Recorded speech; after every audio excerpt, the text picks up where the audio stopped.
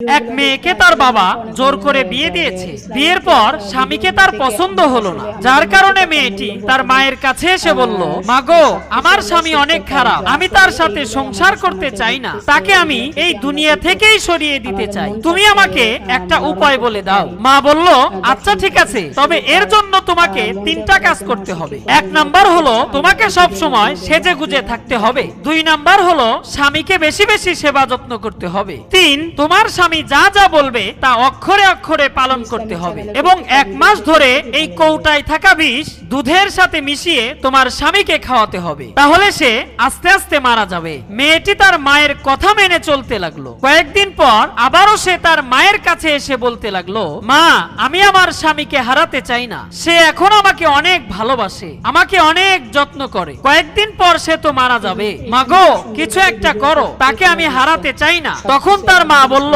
আরে চিন্তার কিচ্ছু নেই, ওই কৌটার মধ্যে কোনো বিষ ছিল না, তোর মনের দুশ্চিন্তা দূর করার জন্য এই কথাগুলো আমি বলছিলাম।